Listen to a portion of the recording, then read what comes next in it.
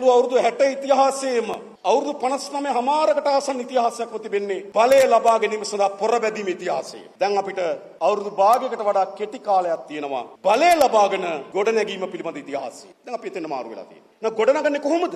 මොනවද අපි ඉතිහාසයෙන් ගොඩනැගීම සඳහා අරගෙන එන්න ගිනි අවි මොනවද අවි? මොකක්ද අරගෙන එන්නේ? මොකක්ද මේ ගොඩනැගීම සඳහා තියෙන අපේ න්‍යෂ්ටික බලය?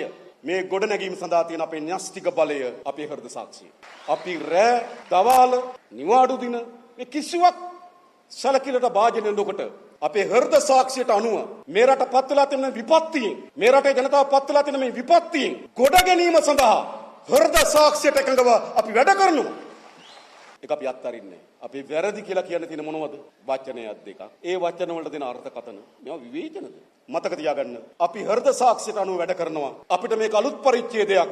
අපි වැඩ කරමින් ඉගෙන ගන්නවා. ඉගෙන ගනිමින් වැඩ කරනවා. එමය මේ ව්‍යාපාරය. අපි ආණ්ඩු බලය හෙබවීම සඳහා පුරුදු පුහුණු කරන ලද එහෙම කණ්ඩායමක් නෙවෙයි. අපි දන්නවා අපි කවුද?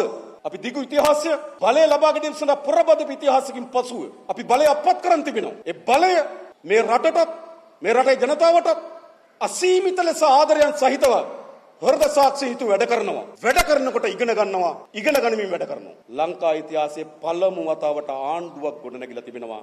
ජාතික ජනබලවේගයේ ජනතා විමුක්ති පෙරමුණ පෙරටු කරගත් හෘද සාක්ෂියත් එක්ක මේ රටේ ජනතාවත් එක්ක බැඳීමක් තියෙන ව්‍යාපාරය. අපිට විවස්ථාවෙන් බැඳීමක් තියෙනවා. අනපනත් වලින් බැඳීම් තියෙනවා. අනපනත් හෙට සංශෝධනය කරන්න පුළුවන්. විවස්ථා හෙට කොහොමද සංශෝධනය කරන තුනෙන් දෙකක් තියෙන හොඳ සංශෝධන කීපයක් හොයාගෙන තියෙනවා. සංශෝධනය කරනවා. හැබැයි නීතියෙන් විවස්ථාවෙන් තියෙන බැඳීම නෙවෙයි. අපිට මේ රටේ ජනතාවත් එක්ක හෘද සාක්ෂියත් එක්ක බැඳීමක් තියෙනවා. අපි මේ රටේ ජනතාවට එක සහතිකයක් දෙන්නම්. මේ රට ගොඩනැංවීම පිළිබඳ තිබෙන අසීමිත ආසාවෙන් ඒ හෘද සාක්ෂියෙන් යුතුව අපි වැඩ කරනවා. අපිට අසීමිත ආසාවක් වෙන මේ රට ගොඩනගන්න. ඒ සඳහා මහා බර හෘද සාක්ෂියක් තියෙනවා අපිට.